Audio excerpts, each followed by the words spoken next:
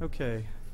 Good evening, ladies and gentlemen. We're here for the Town Council meeting for February 27th, 2012. If you'd all please rise for a salute to the flag. Council Green, you want to lead us? I pledge allegiance to the flag of the United States of America and to the republic for which it stands, one nation, under God, indivisible, with liberty and justice for all. And if you'd all please stay standing for a moment of silence for our men and women serving us at home and abroad. Thank you. Please be seated.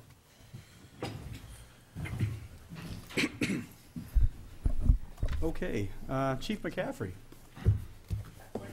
Yeah, you're first on the agenda. We have a pretty light agenda, so you have our attention.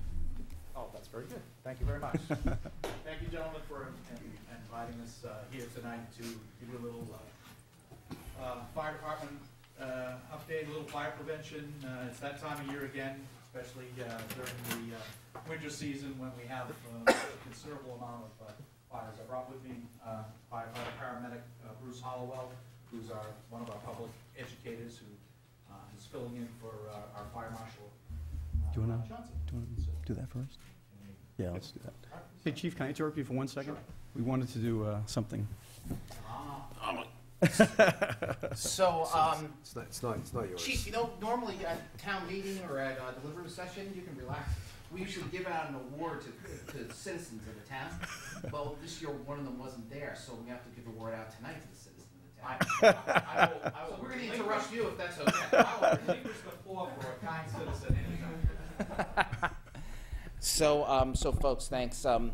We are wanted to give out an award tonight to an individual who has put a lot of time and effort into volunteering within the town, and really looks at programs that are for children and are able to take a program that has been established and then take it to the next level. The particular individual who we are honoring this evening has had a long history in town. I believe he went to school here. I think my wife was his teacher. That's dating me. And his family also, as we remember, established a ski resort that was up here in town for many years, in which there are some remnants of that. So we took a little persuasion to get him here and some trickery by his wife and I. But Pete, we'd like to honor you as the Volunteer of the Year this year.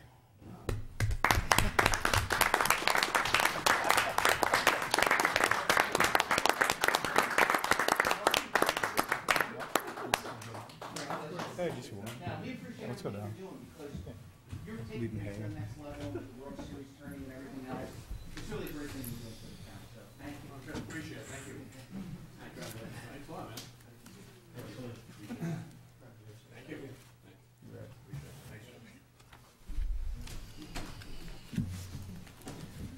Oh, you need the box. We always forget about the box. Do I need the box or do you? Keep the box. In case you ever have to pack it up to travel somewhere. Sorry about that, Chief. Okay. Not a problem. For an award like that, I'll relinquish it. All right, your floor. Okay. Thanks, Pete. You guys can Just a little. No. Stay if you'd like. as the umpire chief for women, for the ladies softball, you're dismissed. Thank you. Thanks for getting him here. Just a little update about a little background on the fire department. We have 3 stations. Our first one being Central Station, which you can see up there is what we have for apparatus and what our staffing is for the station, which is Captain 1, paramedic, firefighter, medic 1, engine 3, rescue 1. So we have quite a lot of this one central station here. Wow. Thank you, Margot. Oh, thank you. The important thing to recognize about this station, this is our centrally located fire station. It houses all of our specialty pieces, that being Truck 1, Rescue 1, and also a forestry.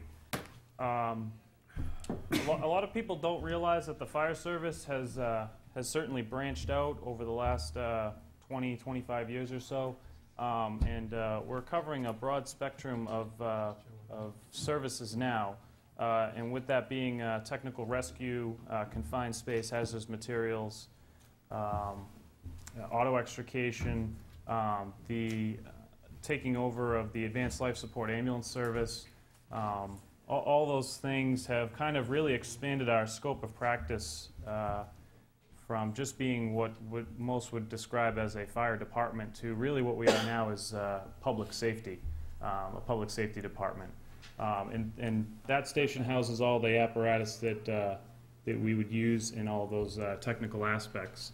Many communities around us really rely heavily upon our new rescue truck, which is extremely robust piece of equipment, has a lot of technical equipment such as confined space equipment, heights rescue, hazardous materials, response mitigation, and that truck could be called to any one of our surrounding communities, in which case it would go out the door with a lieutenant, a paramedic, and a firefighter, so it also can go out the door at the advanced life support level. The paramedic and the firefighter on the first out ambulance are dedicated to that piece of equipment, with the one exception being a reported building fire or smoke in the building. That crew would then jump onto the tower truck, and the other crew would staff the engine that is located out of Central. So this is a pretty dynamic station. Those four guys, lieutenant, a paramedic, two paramedics and a firefighter, jump around from piece of equipment to piece of equipment based upon the computer dispatch, based on what the call type is. And then obviously we have the shift commander who's strategically located in the center of town and can go north or south and would be on any of the large-scale incidents in town. Station 2 is located on 17 Young Road in the southern part of town. They're strategically located to keep response times to 4 to 6 minutes in each of the response areas. The apparatus down there are Engine 2, Medic 2, and Forestry 2. That's the two-man station with a lieutenant and a firefighter in that. Whatever piece is needed, they go on and take it out from there. Medic 2 is technically labeled as a mechanical reserve ambulance. A couple years ago when we purchased one of our ambulances to replace the older one, it was decided at that time that we would keep a third ambulance as a mechanical reserve. In the event that one of the two main ambulances went down, we'd have the ability to throw that one right into play without any downtime. What that also enabled us to do is, in the event that Central Station, Engine 3, Medic 1 go on a medical call in the in the central section of town, let's say the high school or someplace on Pillsbury Road, in the event that another medical call comes in, we have the ability to then staff that second ambulance, even though the crew that would normally staff our second ambulance is dedicated to the engine company now on medical. We can now put Engine 2's crew in play with Engine 1's crew, and we can have two simultaneous medical calls going on and get both ambulances out. We had a scenario a few weeks ago where somebody was injured at the high school at the wrestling match, and both central companies were out, the engine and the ambulance, and we were able to get that ambulance out of Station 2 onto the road, which drastically reduces your time waiting for a mutual aid ambulance from Derry or Hudson or Wyndham. This station is the station that we're looking to beef up personnel to a lieutenant and 2 firefighters. One of them would be a paramedic. And this station here is what Article 9 is going to enable us to staff. That's those 4 firefighters that we're asking for, which brings our staffing to 11 personnel. This is where that 11th man or woman goes, is this station right here, which will enable us to have a 3-man engine company in the event that everybody else is out, and also in that southern end of town, you know, the tragic events of Hemlock Street. This station here unfortunately only had 2 firefighters at it at the time. Article 9 will give us the ability to have those 3 firefighters. Our newest station, which was built with grant money from FEMA and federal government, was just completed in last March and occupied, and it's our has Engine 1 and Forestry 1 up there, so equivalents in each end of town, Same idea, centrally located to make response times 4 to 6 minutes. Because that's in our industrial site area and our bigger buildings and so forth, we have a lieutenant and 2 firefighters most of the time in that district to provide coverage for that district. This district unfortunately has the longest response time for central companies to catch up to this first due engine company. That station is very strategically located for the response to the commercial end of town. Also, the airport. This is the first run company to the airport, whether it be the terminal or anything within the fence line. This would be your first due company to the airport. This station also covers some of your high target areas, such as Coca-Cola, Stonyfield Farms. This company is first due to those very large buildings. Okay, the divisions of the fire department, of course, are administration, which is physical management, personnel administration, policy development, and planning. And the operations division has response mitigation, emergency medical services, hazardous material, vehicle rescue, technical rescue, fire suppression. It's basically the nuts and bolts of the guys out the door. We're here tonight to do fire prevention, which is all part of our job, and which hopefully we'll never get to go to a fire anymore, which would be the ideal situation. However, we all know that eventually it always happens. Fire prevention does plans review, site review, code enforcement, facility inspections, and life safety inspections and enforcement as well. And we have support services. Bruce was right, we're no longer just the fire department, we are public safety or an emergency service entity. So we do emergency medical services, we have our support services, we do our, some vehicle maintenance and repair, some get sent out. We do our own station maintenance and repair, except for the bigger items. We do GIS mapping and enhanced 911. We work with 911 in Concord. We do communications, repair and maintenance as well, some of it in-house, some out. We have hazardous materials where we keep all of the Tier 2 reports from all of the businesses in town that we have to keep and maintain. We do public fire education, community relations, which is what we're doing tonight. Training and emergency management are all incorporated into the one big umbrella in support services. Last but not least, communications. We do business calls, we do emergency calls, alarm notifications. We have 261 alarms that we have to maintain for. We also do our emergency fire and medical dispatch out of there as well. Just to touch on a couple of things that people might be reading through there that we went over that maybe sound like a little bit of a foreign language. Geographical mapping and enhanced 911 are two programs that pretty much work hand in hand with each other. Geographical mapping would be your GIS system in town. So if you go to Patriot Properties and you click on your address and it brings up that map, and then you can zoom out and you can see the whole town. And you can click on each parcel of land and get information about it. We have a system that piggybacks off of that. It's actually very similar, which we use for our dispatch center.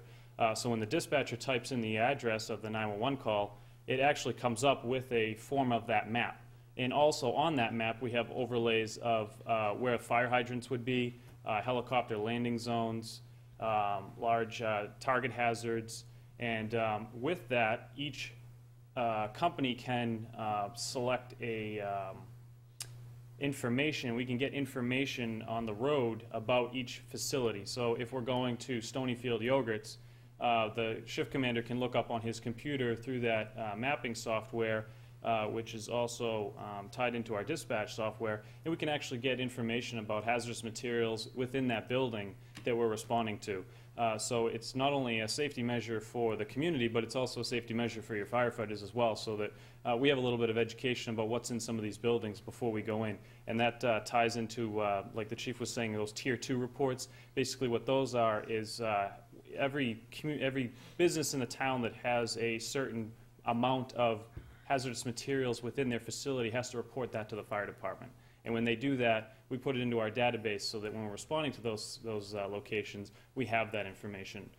Enhanced 911, if you look at your Verizon or your Sprint or your T-Mobile bill, you'll actually see a portion on there that it's called 911, and you pay a service part of your Verizon bill. It's built into your those other charges that they call, and that actually pays for that enhanced 911 system.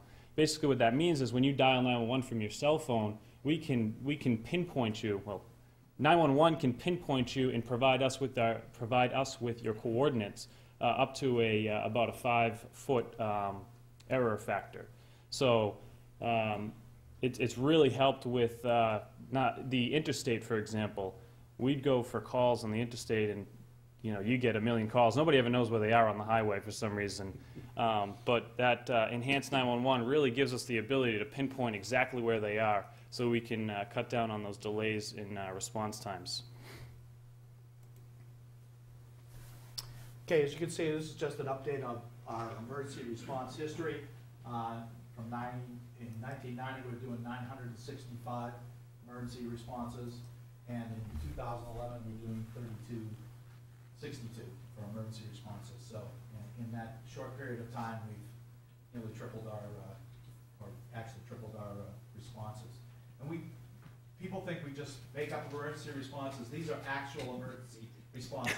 This is not somebody calling in the telephone and us logging it in that we got a call. This is actually some piece of equipment had to actually physically go to that call, or whatever it is. What's important to recognize on these numbers here is a lot of people are saying, well, wow, what? From 1990 to 2000, what happened there?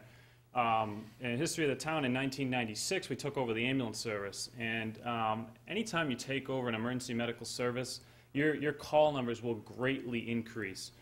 Just because of the nature of what we're going on now. There may have been a call that wasn't recorded because it required just an ambulance to respond. Whereas now, those numbers are being counted into the fire responses as well. And that's why they're no longer called fire calls. They're now called emergency responses. I think that's all I had to say about that. So Bruce, why does the engine go with the ambulance? Oh, that's a fantastic question. Everybody asks all the time. Each community has a different response criteria, if you will. What we try to do in Londonderry is we have approximately, well, we have 19 paramedics. We have one more coming on board in a couple of months who's going to be finishing up school, which will give us 20 paramedics. So if you spread those 20 paramedics around onto your 4 groups, we have the ability to have a paramedic at pretty much every station at pretty much 365 days a year. When you call 911, time starts ticking at that first ring. So what we're trying to do with getting an engine company there is that's your first response engine company. So if you live in the south end of town and you dial 911, you're having a medical event, those firefighters that staff that engine company are the same firefighters that go on the ambulance, which are the same firefighters that go on the rescue truck. We're cross-staffed across all of the pieces of apparatus. So when you call for the ambulance, you're not really getting just the ambulance, you're getting the firefighters as well, because we're dual role. The engine company responding gets there sooner, gets there before the ambulance because they're in the district in which you're calling. So they can get there and initiate life-saving measures. And then the ambulance will usually follow up about, 35 to a minute later, 35 seconds to a minute later. And they pretty much take on right where the engine company left off. So the engine will get there, they'll start doing vitals, they'll start an IV, they'll get patient information, they'll gather up all of those medicine bottles that everybody leaves all over the place. And then when you have a medical event and we need to know what medications you're on, they can never find them. So that they'll start getting all that information, and then when the ambulance gets there, they'll give us what's called a report of information, or a patient care report transfer of information. So they'll tell us what they did, and we package the patient up and we get him in the ambulance. With only having 2 firefighters or 2 personnel on the ambulance, navigating America's unfortunately obese population through some of these smaller houses, it gets a little cumbersome. So that engine company there also gives us the ability to remove patients a little bit easier without putting strain on not only the employees, but it also takes that that nervous factor, if you will, away from the patient who's being carried out in a little small chair by only 2 firefighters. So the ability to have 4 firefighters, or in the event of the North End, five people there to carry somebody out or to initiate life-saving measures is just the way we choose to do business. Some communities choose to only send engine companies on what they call alpha level, or not. They don't send engine companies on what's called alpha level calls. And 911 codes each call Alpha Bravo Charlie Delta Echo, Echo being the worst, Alpha being the least worst, if you will. So some communities choose not to send an engine company on those calls. We choose in Londonderry, the engine's there, they're in service, send them on the call. It speeds up the patient care time, and it's a better way of doing business. So hope that answers your question. I know that was a little long-winded, but The reason good too being is explanation. that engine is always available, even if they go and it's a really minor call. The minute the ambulance arrives, they can split off and go. They don't need to stay Which there. I've seen you guys do many times. So I mean, they're there in service no matter what. Thank you. Good explanation. Thank you.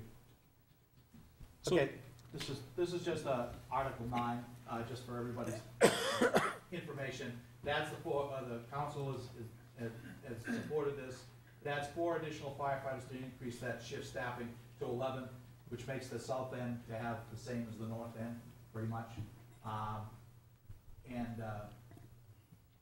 We're looking for everybody's support, and if you have really any questions, you can call us anytime, and we'll be more than happy to discuss that with you. Chief, do we have engines out of service this weekend because we were lacking personnel? Engines out of service. We had 3 calls running at one time, and yes, there was an engine out. If we had the additional people, would we have been able to service those calls? I'm not sure which one it was, but Neither am I. I just heard we were short-staffed. we were at 9, so we would have had 2 more to be able to staff 1 more piece, yes. Thank you.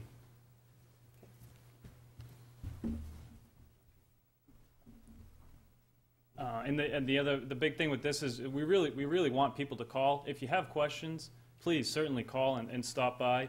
The firefighters on duty would be more than happy to spend an hour and a half with you, going through all the equipment out in the station and talking to you about all the different aspects of the service that we are doing now. So the big thing is just education. We don't want people just voting because they can vote. We want them to vote educated, and so certainly stop by and talk to us and figure out why it is that not only the fire department but the town council supports this article.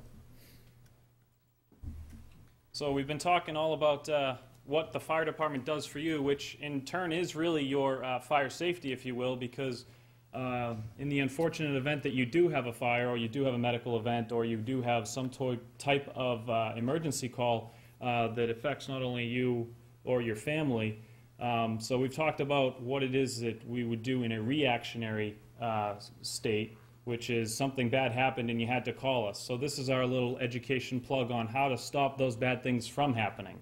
And unfortunately, we probably will never be able to eradicate fire, but we can take some steps to mitigate that hazard. And we also can take some steps to better improve the health of not only ourselves, but our family members as well.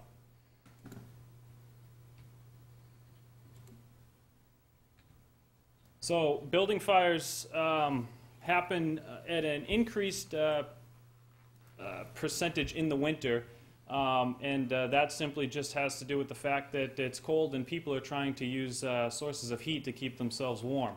And unfortunately, common sense isn't so common sometimes, and some mistakes are made. So this is just some helpful hints that we can throw out there that maybe will avert an incident. Winter residential building fires result in an average of 945 deaths annually,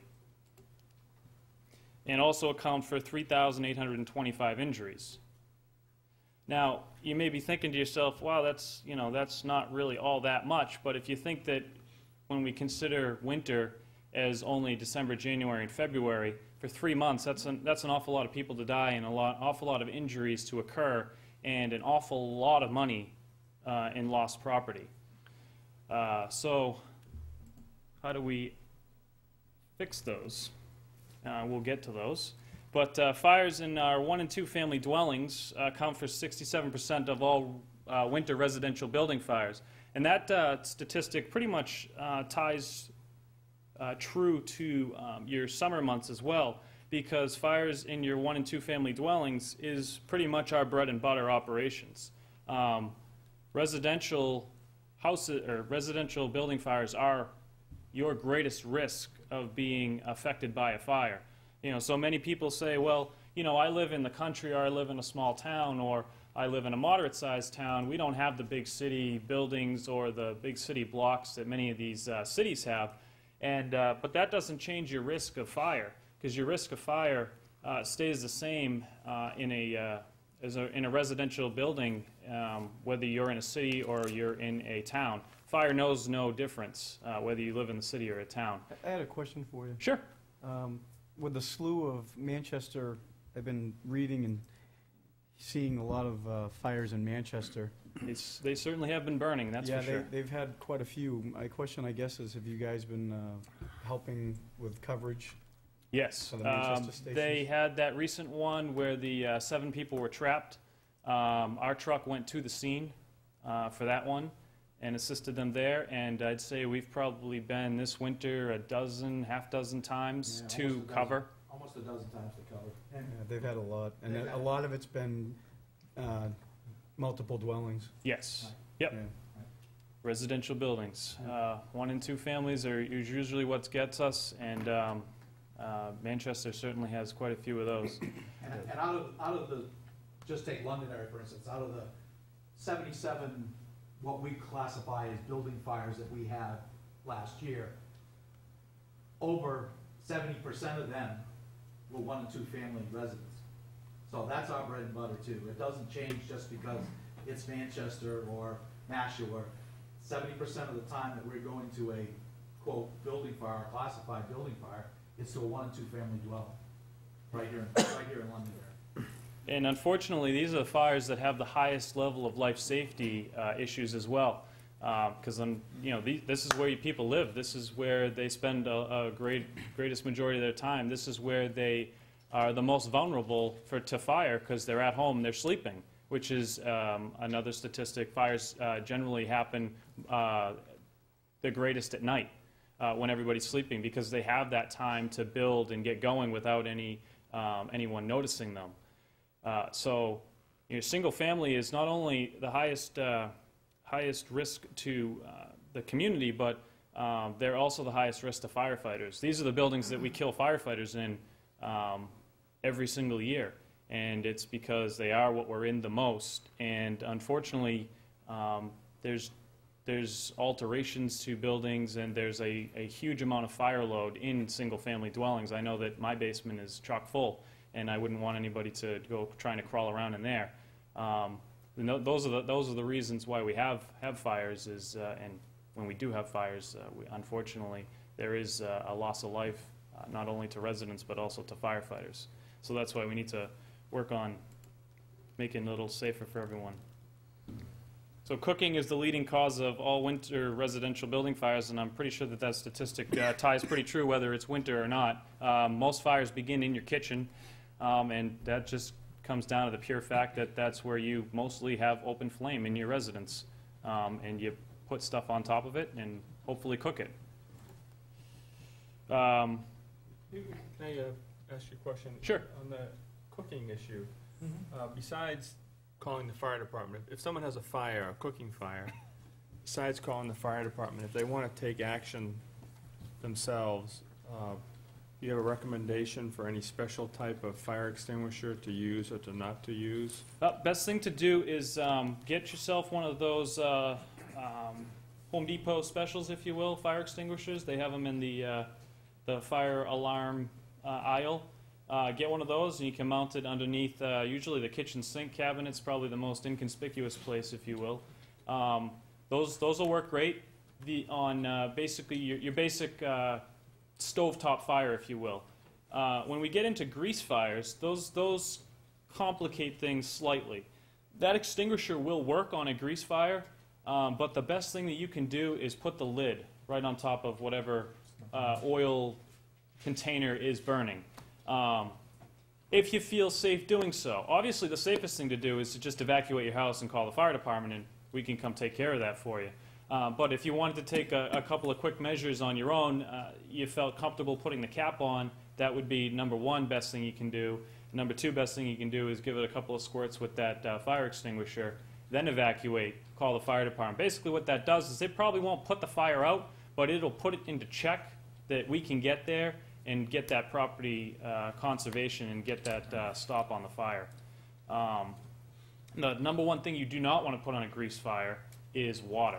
Water will actually make the fire larger because it displaces the oil. They actually did a really good spiff on Mythbusters for that, about oil fires. So you do not want to put water on oil. Two things about cooking fires are, one, they happen all the time. They're either in the oven or on top of it. The one that's most dangerous, believe it or not, is the one on top of it. So putting a lid on it makes great sense. Using a fire extinguisher, great sense. Turning the heat off on it does the same thing as well. If it's a gas fire, gas stove especially, turn the heat off on it. That will lower the temperature and it may even put the fire out itself along with the lid. So some quick things you can do. But when in doubt, evacuate and let us take care of it. Don't grab a hold of the pan and take it anywhere, because all you're going to do is spread the fire from where you started to where you finished, and probably yourself too. Loose clothing, turn the handles in. These are the type of things to prevent, be safe about cooking, because it is the leading cause, especially in the wintertime, and in most cases, all year long, considering we cook all year long. So gentlemen, I've got my ABC fire extinguisher. It's 11 years old. According to the indicator, it's charged. Is it any good? Time to replace. Time to replace. Usually our guideline is about 10 years on those. It probably has an expiration date on it somewhere if you can find it, but usually 10 years. I mean, they're like $25 at Home Depot. So if I don't know what to do, should I come down with my fire extinguishers and say, will these work? To you guys. There's no way to test them other than pulling the pin and pulling the handle. And once you've done that, you've discharged it. So Okay. My suggestion is, at 10 years, just replace it. Because by that time, you don't know what condition the powder's in it, or whether it's still, even though the gauge may be reading charged, it may not be charged at all. So I should just take it down to my garage and throw it in my green bin. You can, I know that's a I setup. don't think those are recyclable, but but again, I'm just, obviously I'm asking what to do with it. you can drop them off at Hampshire Fire Protection. They'll take care of it for you too. Okay. Yeah, they've said that they can drop it off there and they'll take care of it for you. They usually just open them up, discharge them, and they'll recycle the container for you. Great, thank you. but when in doubt, certainly give us a call or just swing down with it, and we'll advise you, and we'll even take it from you if you don't want to keep it anymore.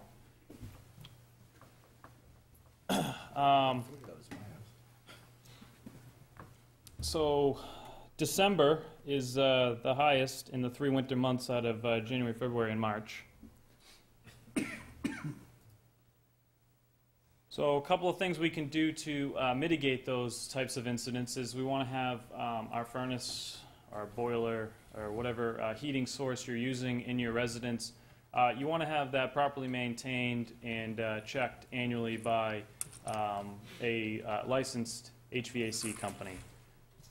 One thing that I've heard is that especially around Thanksgiving and Christmas, one of the newly popular cooking techniques is to deep fry turkeys. Yes. Have you had some experience with those, and do you have any safety tips for? We do. That's how we cook for the seniors up at the senior center for Thanksgiving. say, We you deep fry those absolutely turkeys.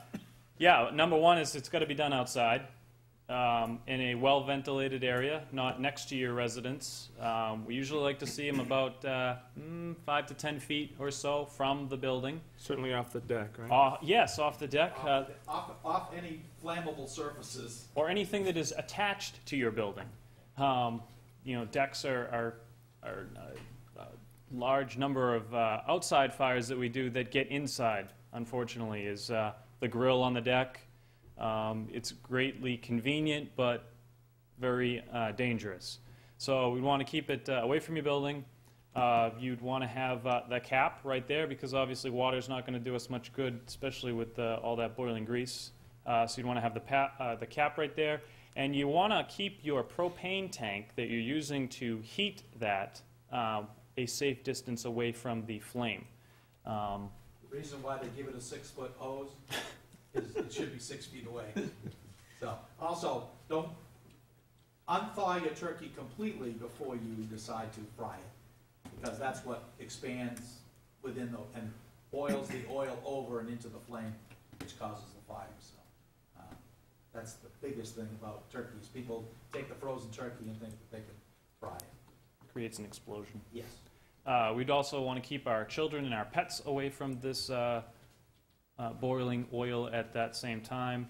And when we're handling not only the turkey but also the pot and the cap, you'd want to have appropriate hand protection as well. And again, comes back to loose clothing, making sure that you're not in contact with anything that could ignite yourself. And in the event that you do become ignited, the stop, drop, and roll technique, which we've all learned in kindergarten, first grade, second grade, and third grade, works very well.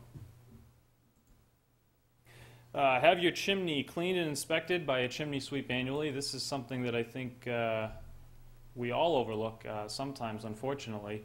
But even if you haven't really used it, that's the best time to do it, because when you don't really use it is when stuff does get all clogged up in there and it does get occluded, and you won't be able to, or you are at a higher risk of having a chimney fire. So just having it inspected and cleaned annually will greatly reduce your risk of having a chimney fire. Have knowledgeable repair personnel work on your home heating systems, wood stoves, and pellet stoves. Pellet stoves are very popular now, but you want to make sure that you're having a factory technician come out and service those. Those are safer than just wood stoves, but they still serve danger as well. Testing your smoke detectors every month, and then also you want to change your batteries every 6 months. And the little helpful hint that we give with that is when you change your clocks, change your batteries in your smoke detectors. Any smoke detector that's greater than 10 years old, you should replace. I got ahead of myself on that one. Yeah. And keep them clean and dust-free. Best thing you can do is that little broomy attachment for your vacuum cleaner. Just go up there, give it a couple of quick vacuums, and clean out whatever dead insects or dust is up in there. And again, test it monthly. If your smoke detectors are hardwired into your residence, meaning you have a breaker in your breaker box for your smoke detectors, those will have a battery backup as well in the event that we suffer a windstorm or an ice storm. And you lose your power for days on end, you'll still have fire alarm detection. You should have a smoke detector on every level of your home and outside of all sleeping areas, and one inside of each sleeping area. Carbon monoxide detectors, it's odorless, tasteless, and an invisible gas. It is extremely hazardous to human beings. It attaches to your little red blood cells that carry the oxygen around your body like 250 times, is that right, Chief? 250 times more than oxygen. So basically all it does is it's like a little Pac-Man game. It goes in there and pushes the oxygen right off those little red blood cells, and you basically suffocate from the inside out. So it's not a fun thing to be exposed to. So you should have one of those on, again, every level of your home, with emphasis on the basement, especially if you have gas-burning appliances. And you're going to test your CO detectors when you test your smoke detectors. Those also have battery backups in them as well, and should be changed every 6 months or so. Generator safety, use your generator per your manufacturer's specs. You want to be at least 5 feet minimum from your home and 10 feet from any openings. That'd be a garage door, a slider, a window, Any opening that will allow those noxious fumes back into your house, you'd want to have at least 10 feet away and 5 feet away from any non-opened portion of your residence. You're going to want to direct the exhaust away from your house. And do not ever, ever, ever use a generator in your home, in the garage, in an entryway, in an open doorway, in a breezeway, in an attached sunroom. You have some experience with this, I can Just tell. a You're few. just listing them all. Yeah. You can see what we're trying to get at. Yeah, is that the exactly. fact that Anything with a way in it, you want to avoid. Right. anything with an opening you want to avoid. I can't tell you how many episodes the last time we had with people in their garages, on their breezeways, in open sliders because the cord was too short and wouldn't make it. So that's how far the generator got. And again, it produces carbon monoxide, odorless, colorless, tasteless, and can shortly, within 15 minutes of using a normal generator, fill your whole house full of a deadly gas. So instead of where it shouldn't be, why don't you tell us where it should be? It should be They did. outside Yeah. the structure with the exhaust faced away, at least 5 feet from a blank wall and 10 feet from an opening. Okay, that's easy.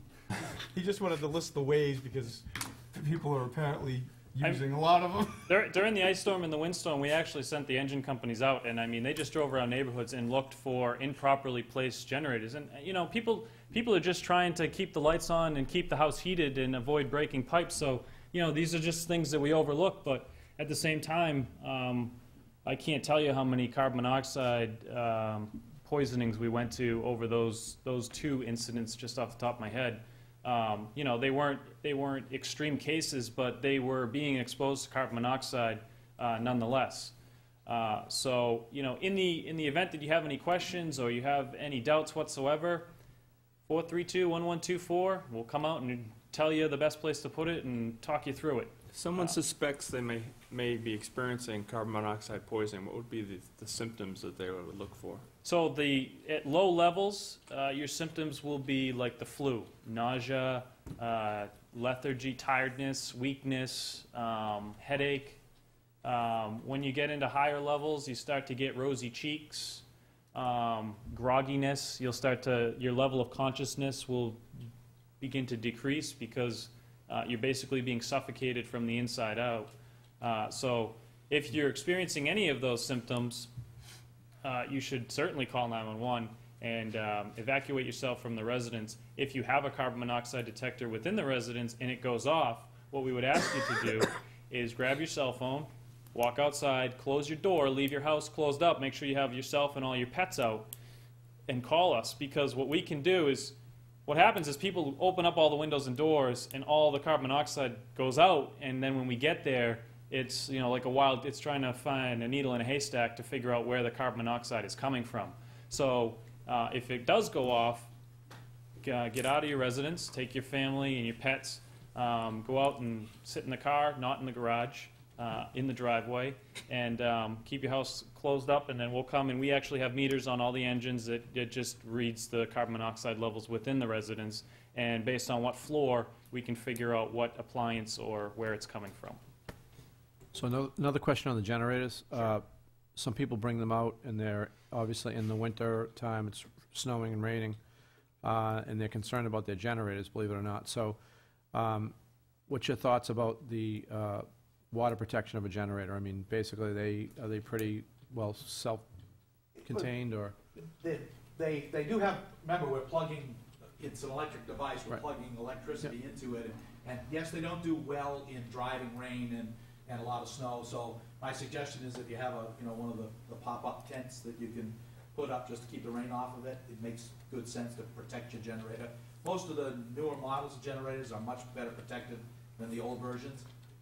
But don't put anything, remember there's a hot exhaust there. Means don't fill it until it's been shut down and cooled down with gasoline. And don't put a covering over it.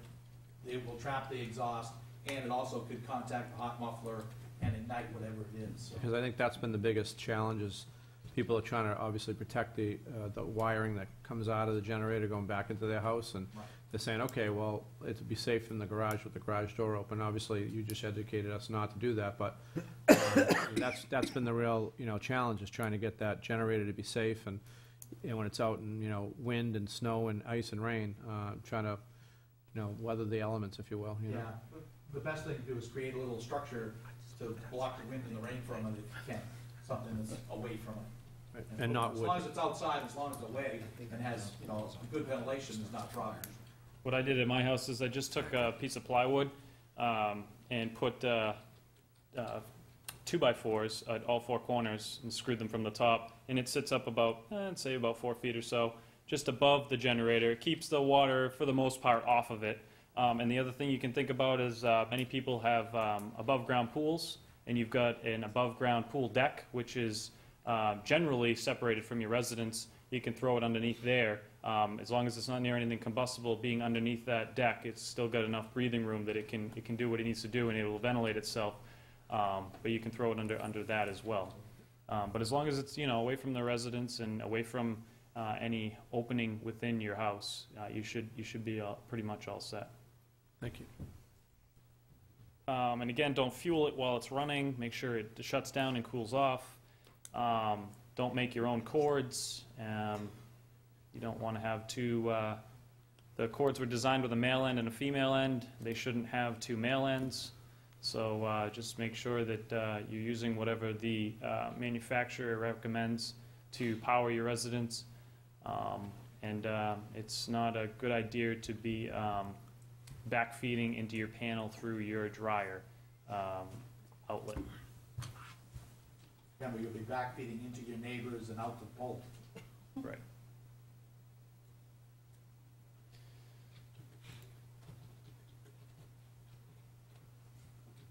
Before we get off of generators, I had a question.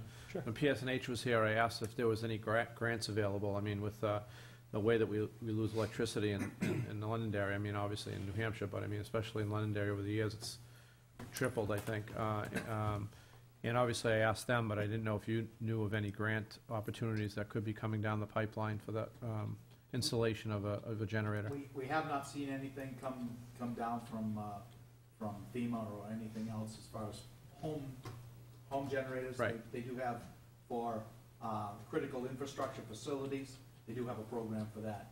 This is 50/50 grant, which we did for the high school gymnasium. So I guess my question, the real reason why the question came up is for the elderly in our community and those that are in need of oxygen or in need of some kind of life-saving apparatus in their home. Would that be something that they could apply for? Probably not. Okay. Because it's for critical infrastructure. However, the fire department does have means we have 5 portable generators that we will issue to homeowners that are on oxygen and so forth, and we have in the past. And we'll rotate them around if we have to cover everything. Yeah, I guess what I was really asking about the whole house generators, and I know Home Depot had a giant boom during the last electrical And they outage, still but are. yeah, exactly. Okay, They still thank you. Edith, exit drills in the home. You want to practice with your family how you would evacuate from your residence in the event that you have a fire. I can tell you that houses that are completely charged with smoke look a lot different than houses that are not completely charged with smoke. And although you may have lived there for 35, 40, 20 years, when you charge that building full of smoke, your sense of where you are is drastically affected. So you want to make sure that you know which route it is that you're going to take out of your residence in the event of a fire. And when that route that you've practiced becomes compromised, you want to have a backup route. Because Murphy's Law is the route that you plan to use is the route that you won't be able to get out of. So have at least two means of evacuating from your residence. This is a huge thing for not only for your family but for firefighters, is have a place where you meet outside. Mom, dad, kids, dog, everybody can meet at that tree or the mailbox or the neighbor's house, the swing, the lamppost, whatever it is that you and your family choose and practice, that needs to be your meeting place. What that does for us is when we roll up on the fire truck and, you can come up to us and say, hey, my wife, my kids, and my dog, we're all out. We're over here by the light post. I have everybody accounted for. That takes that caliber of stress from us and lets us focus on putting the fire out. Because when we roll up, our number one priority is making sure that you and your family are out of the residence. And then it becomes, after we know everybody is out, then it becomes putting out the fire and property conservation. So if we can get that check in the box that there's nobody in there, there's no life safety, then we can go in and we can fight the fire. Not to say that we're not still going to check and make sure that there's nobody in there, but just taking that caliber of stress away from us, and that knowing that everybody's out and it's safe, and now we're just focused on putting the fire out in property conservation. So take it from here and say, God forbid, you have a fire in your house. From the time you get a smoke detector to the time you won't be able to get out is approximately 3 minutes. So think how fast that moves in that 3-minute time limit. And it's mostly the smoke and not necessarily the fire that will get you. So you have 3 minutes from the time you hear the detector to the time you have to be out. That's the issue with why we practice exit drills, why we should have smoke detectors and carbon monoxide detectors, because you need that full 3 minutes to get everything go. And when you get out, please stay out. Don't go back in. That's our job. Let us do it. If you can direct us to a pet, or you can direct us to a window where a child or a family member may be, that's where we'll go. That's our primary source, is what we need. If we have to spend time searching in a building, that takes time. So if we know where to go, and you have a meeting place and you're missing one pet, and you think, well, last time I saw him it was upstairs, we can start upstairs and work our way around it. So think about that. 3 minutes from the time the smoke detector goes off to the time you really have, if there is a fire within your structure that's producing smoke. It takes us on average 4 minutes to get there. So we really need you out. It just adds a whole nother complication factor to the job when there's people in the residence or there's people trapped. A couple of key things: if the terrible luck of having a fire in your house, when you leave the house and you've got everybody out, shut the door. The room that has the fire, if you see the room that has the fire, shut the door to that. On your way out the house, shut the front door. Basically what you're doing with that is, the way houses are designed nowadays, they're airtight. So you're going to starve that fire. Basically, you're going to smolder it down a little bit. You're not going to provide it that oxygen to keep building and getting bigger and getting bigger. So shut the house, keep it closed, tighten it up. It'll contain the fire, hopefully, to the room of origin.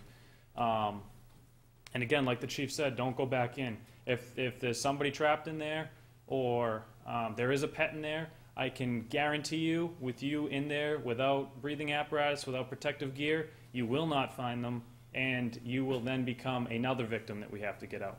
So again, I know it's easy to sit here and say don't go back in when we're talking about fire safety, and when you're standing on your front lawn and there is a family member in there, just don't go back in, because we don't want two victims.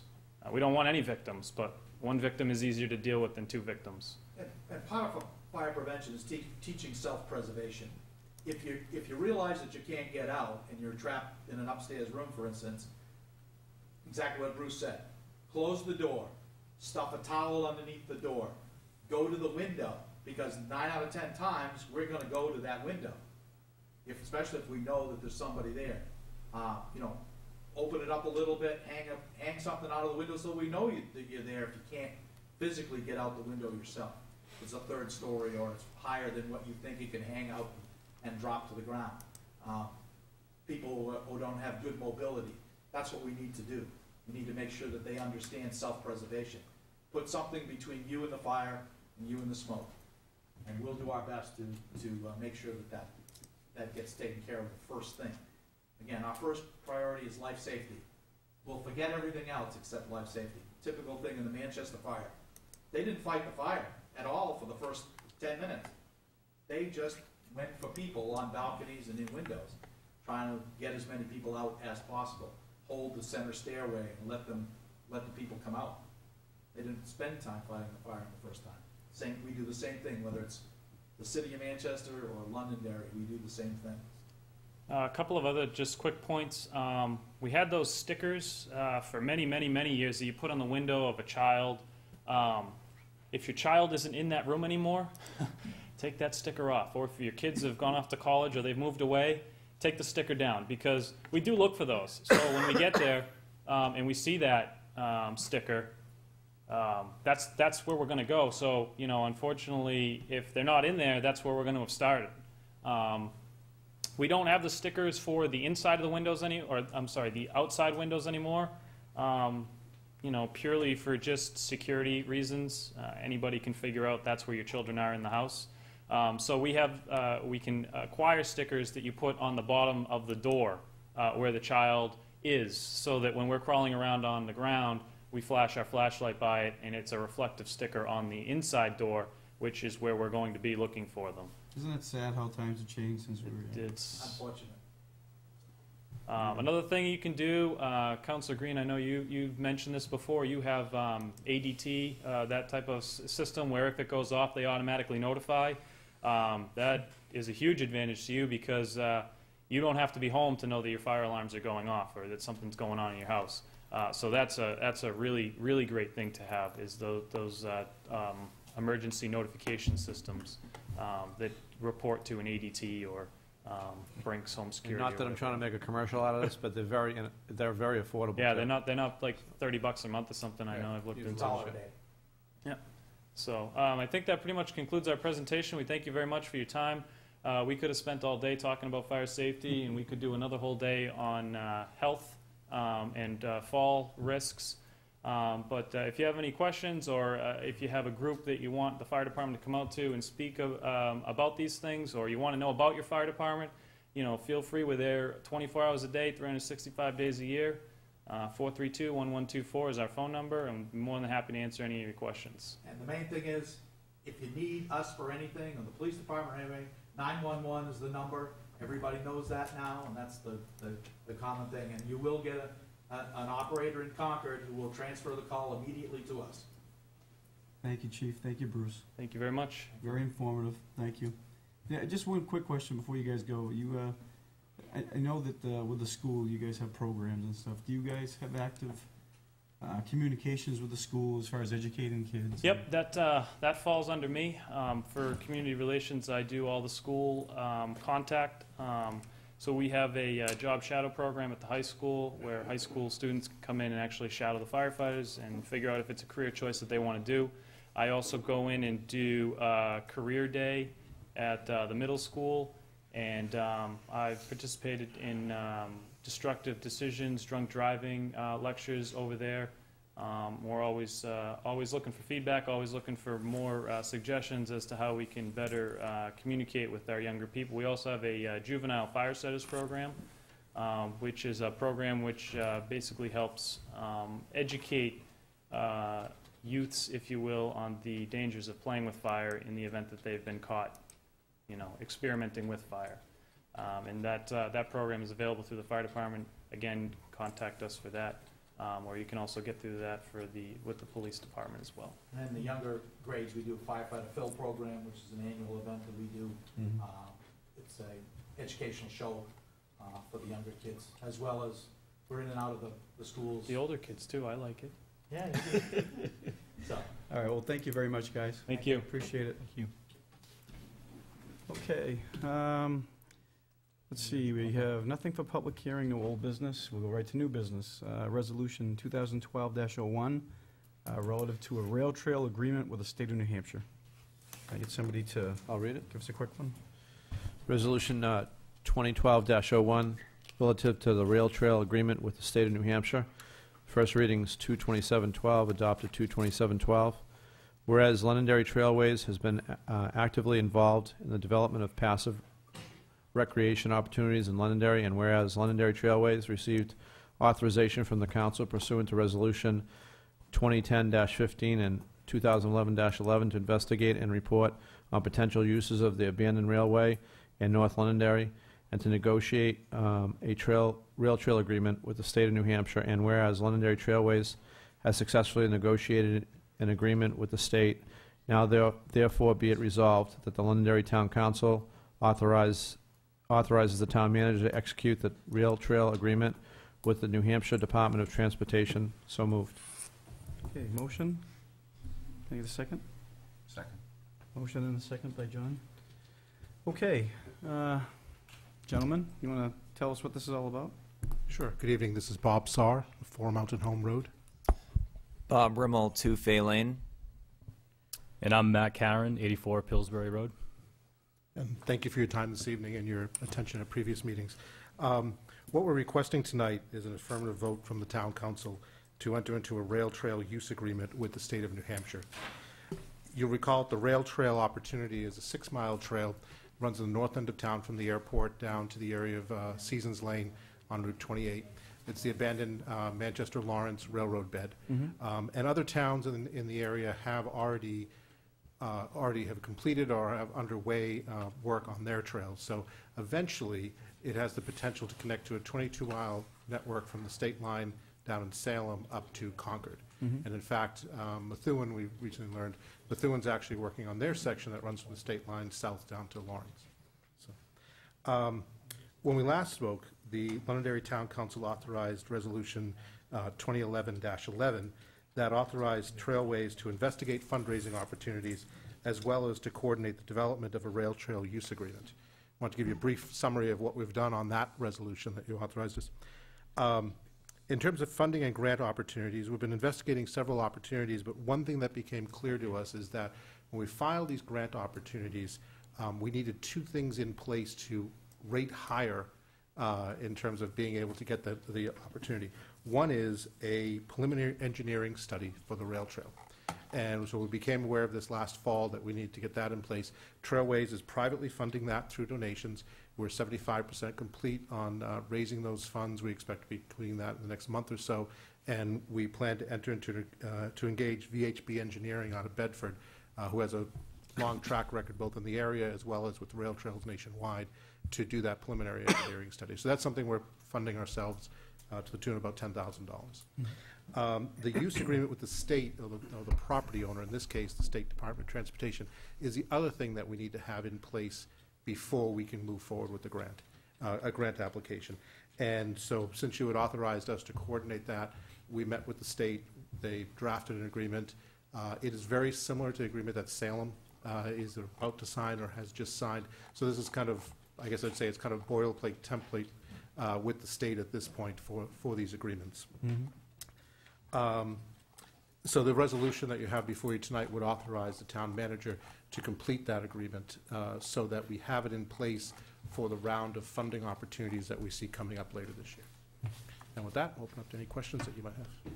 Great, yeah. And they're charging you $350, the state, to word process your names into the agreement? Yes, there's, I mean, to be honest with you. Find and replace for $350. Yeah, there's a couple of charges that, you know, they're making sure they transfer any charges over. Now, maybe Bob might want to address this, but I mean, that is a concern. There's some other concerns that they have in there, but we think there's a way to address that. I'll ask Bob to respond to that. Anytime there's fees or extra costs for inspections, things like that, those automatically get worked into the grants, and it's not really a big deal. It's just the way that the state likes to stick it to us a little bit more. Be quite blunt about it. Thank you for your candor. Tell us how you really feel. So, not really worried about little things. It is what it is. It is what it is, that's right. Right. Dave, I just had one question. I don't know if the page is numbered or not. It's section 4.1. It requires the town to have insurance on, I'm sure they mean the town's insurance is at those levels, right? Not that we have to have additional insurance. No, at that level. We currently maintain at least the minimum levels, so we're okay. Our current insurance covers it? It does, Okay. yes. Gentlemen, thank you for your persistence in this matter. It's been a long road, pun intended. And Long trail. Yeah, exactly. so it's good to see this finally moving forward and Londonderry joining the community of communities that are pursuing this effort. This project is going to, people are going to be really excited to hear that if the council, if this board votes to move it forward, they're going to be very excited that this opportunity is going to be around. But when do you think this type of project will be completely built out? I mean, is this a 2-year project, 5-year, or 10-year project, or? Yeah, these projects, the hardest part is doing all the legwork and getting the grants lined up and the engineering and everything else. The actual construction is, quite frankly, the easy part, but it will be done in various segments. You know, as we complete the fundraising, there's also logistical issues that we have to deal with, but ultimately we have 6.4 miles of trail in Londonderry, and it will probably take us at least 10 years to complete that. We're hoping that our first phase can be completed in all likelihood about 3 or 4 years. So anybody that wants to quicken that pace up, they can donate to, what's the following address? Yeah, we'll give you the brochures when we're finished. At Londonderry Trailways.org, we do There you take go. donations for that project. Little and plug other there for projects you. as well. Yeah. Thank you. How big is the group now? What's it up to as far as folks that have joined? We actually we actually did away with our paying membership a few years ago, but on our mailing lists we have about 180 people. Just to give you an example, when we participated in Beautify Londonderry to clean up the section between Independence Drive and Seasons Lane last year, you may recall we removed 400 tires, removed an entire, was it a 14 cubic yard dumpster? It was actually a 30-yard A cubic 30 dumpster. cubic yard Yeah. dumpster of material. We had 5 pickup trucks and about 30 people that showed up for that morning workday to do that. So there continues to be a lot of excitement and a lot of support in the community for this. There's a lot that we can do in the interim, so I don't want to say that we're not going to do anything over the next 3 or 4 years in addition to grant applications. We have permission from the state already to do clearing along the rail trail, to do grading improvements. It is usable. Many sections of it today are usable for walking and for mountain biking. Not really like baby stroller material yet, but as we continue to do some grading over the coming years, it will be usable as a dirt trail for those purposes, and then hopefully eventually be paved. Excuse me, how long is the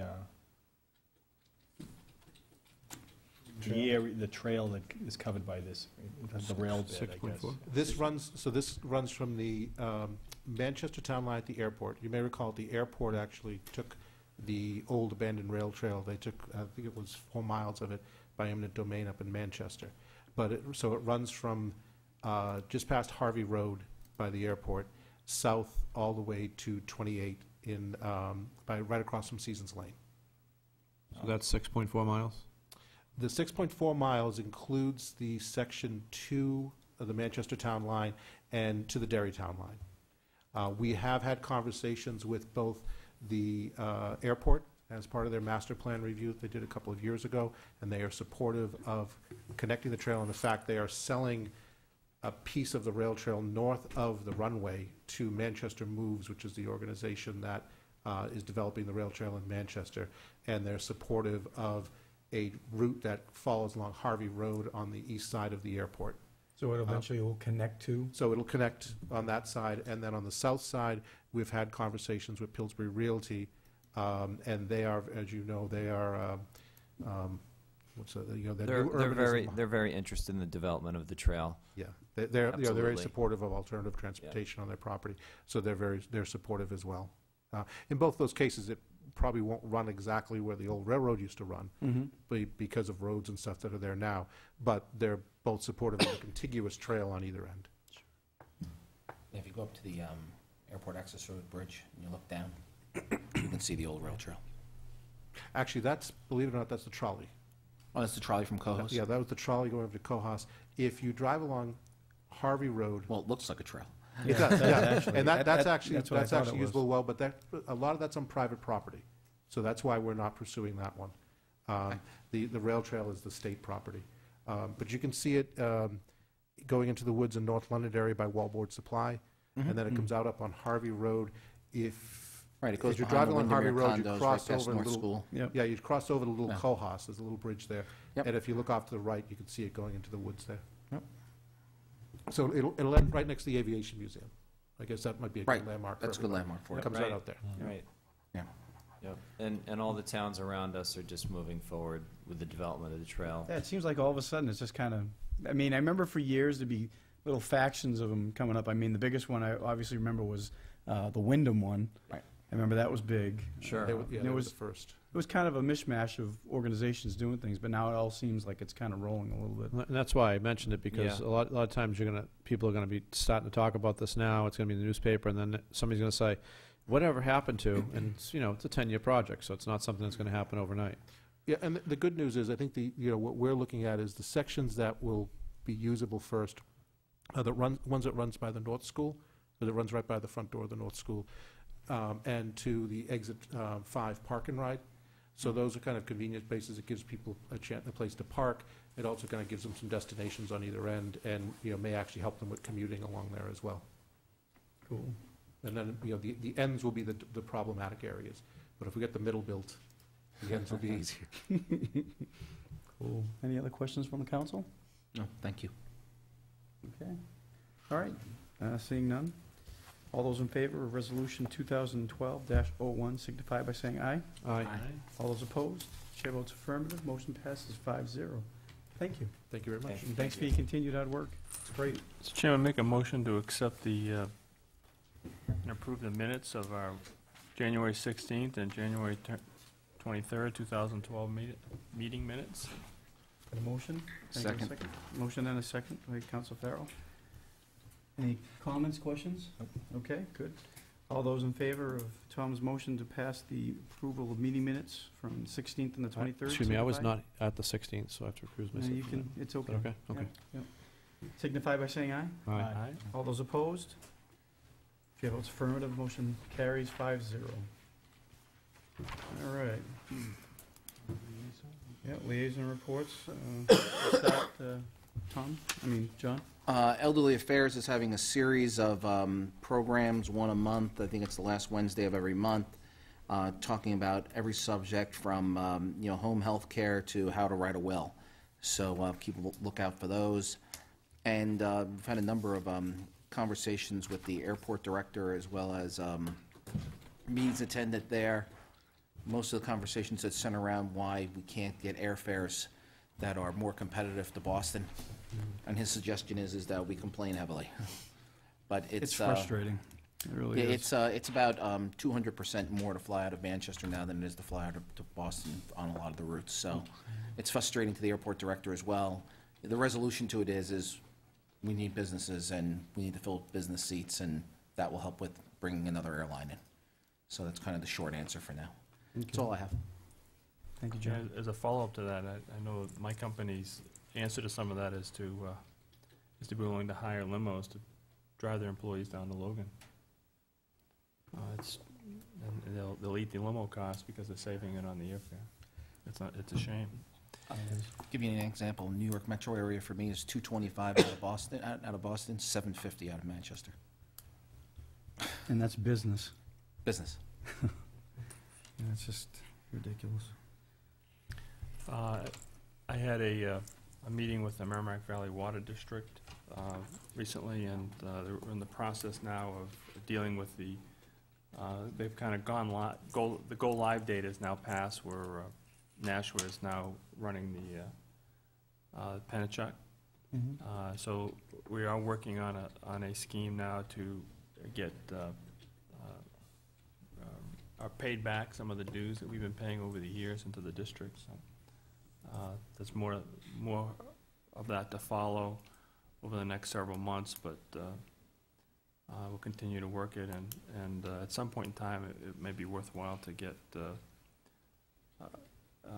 whole council updated as to what the recent history has been and where the water district is going, and also about Pennachuck East. We are in what's called the Pennachuck East Water Company area.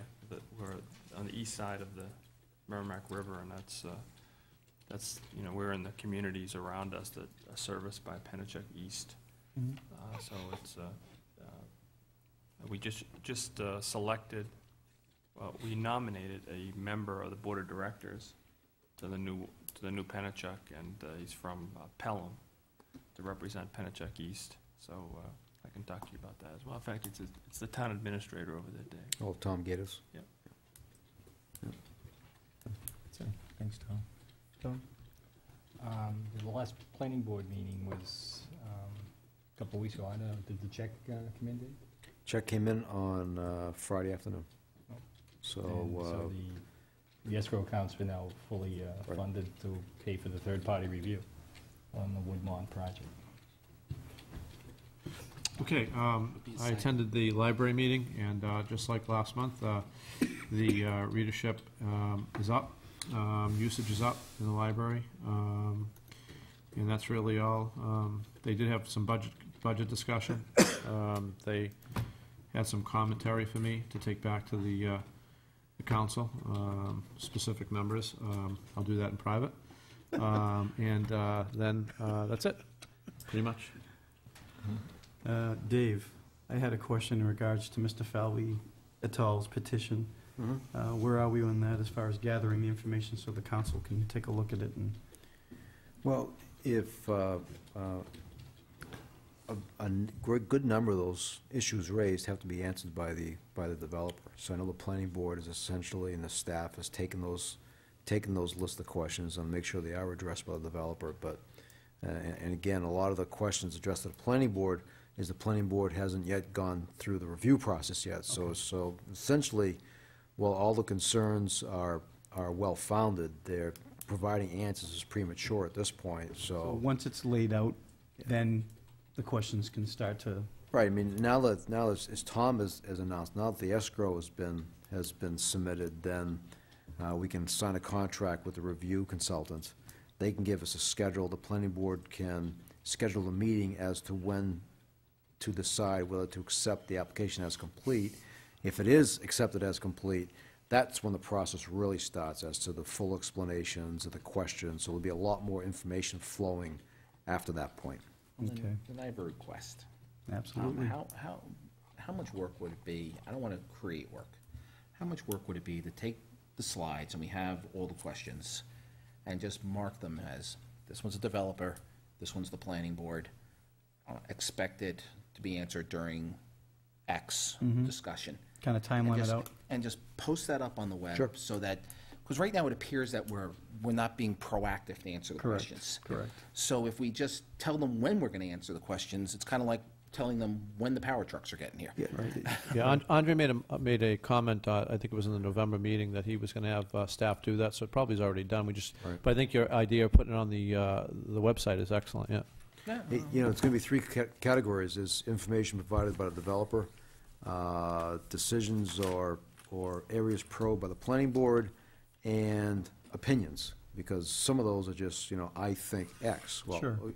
There's nothing to respond to, but we'll make sure the planning board has that information as at least one community member's input into the process. And put it up on the town website, let the media outlets know, let Mr. Falvey know, and then he can send the link to him, and people can go take a look at it. I mean, the biggest thing that people keep asking us for is to make sure that the council does stay up on this, and I think that it is important for us to be reactive to what people's requests are, and I think it's important that we stay on top of that, and it is a fairly significant thing, obviously, so.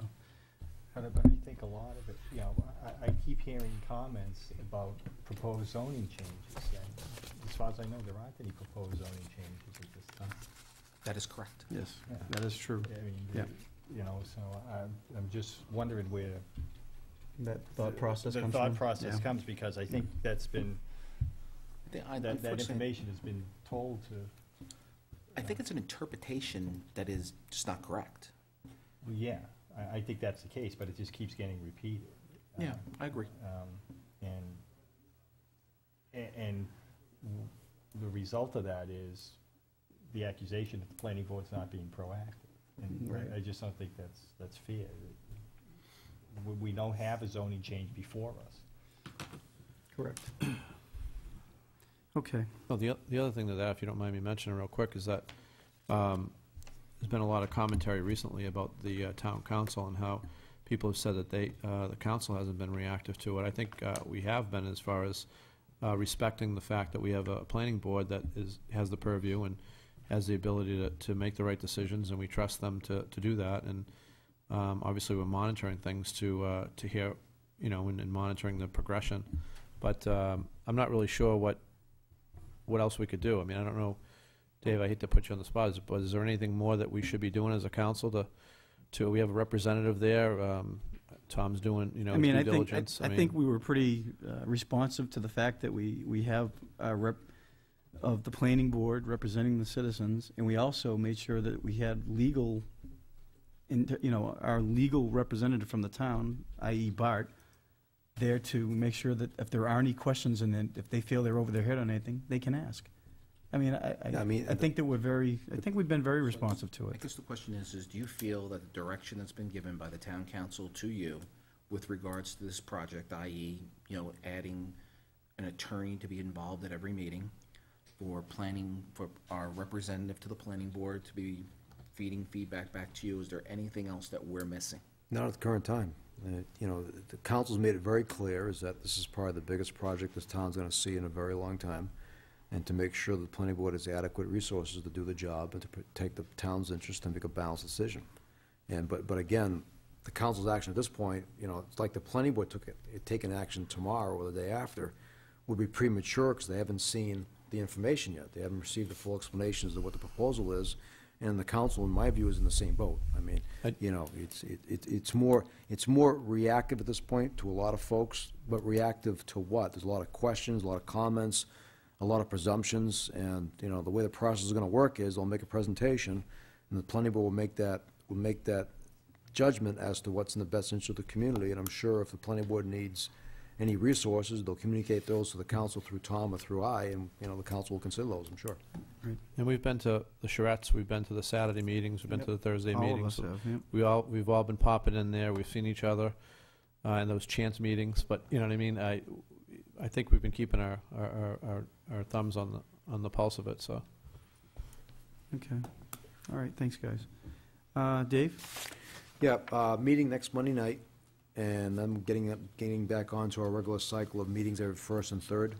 Now, the second week of March, on the Tuesday is town meeting.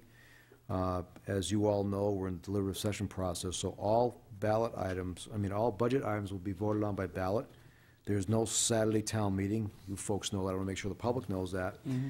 We also have a sample ballot on the website. It's 3 pages long because the entire budget is on. So folks are encouraged to look on the website, hopefully print out a copy, and just save you time in the ballot box. Also, the checklist will be holding their final session to registered voters this Saturday in the town clerk's office from 10 a.m. to 11:30 a.m. You can still sign up on Election Day, but if you sign up on Election Day or sign up here, you should bring a birth certificate or passport, a photo ID, and a proof of residency. Okay. Thanks, Dave. Dave, a quick question on the schedule, if you don't mind, Mr. Chairman. Absolutely. So normally, after the election, we would have a organizational meeting, and that's obviously not going to be held on the same day, Saturday after. So what is the plan for that? March 19th. Okay, same thing. That's your next regularly scheduled meeting, which is, it's 6 days after the election, Okay. which is beyond the recount period. So then you'll know on the 19th whether you can, number one, swear in any new members, so you know who your body is to elect officers. Thank you. So our next meeting is March 5th. March 5th, March 19th, A April week from 2nd, April tonight. 16th. That's correct. Okay. Tom? Yeah, I've just become aware of a travel commitment that I've got the week of March 18th, and I'm not going to be here that week, and I would respectfully request that the council consider postponing the reorganizational meeting till the week after March 19th, so I could be present for it. Why don't we just move the whole meeting? That's what I'm saying, move the meeting to out a week, So it's the 26th? right? Mm-hmm. I'd be okay with that. That's fine. Fine with me. I don't have an opinion. Thank you. Not yet, anyway. Hopefully I will. I think it's just fair that, regardless of what happens, we'll Makes reserve sense, though. available. Yeah, I think we ought to try to have all everybody present. for the Absolutely. organization. Absolutely, absolutely. And hopefully I'm here with you. All right, so we're good on that. Board committee appointments and reappointments, we only have one tonight, or actually, no, a transaction. Appointment of alternate Jay Hooley to a full member status of the ZBA to replace outgoing Vicky Keenan, terms to expire. Okay. Second. A motion and a second, any discussion? Yes, I have a discussion. Do we need to accept the resignation for Vicky? Thought we did Or that, do right? we do it? We did that. I think we did it already. Last meeting. All right, thanks. Okay, so all those in favor of appointing Jay as a full member signify by saying aye. Aye. All those opposed, chair votes affirmative, motion passes 5-0. Thank you, Jay. I'm assuming Jay doesn't object. And we want to, we're going to go into 91A. Dave, what's the semicolon?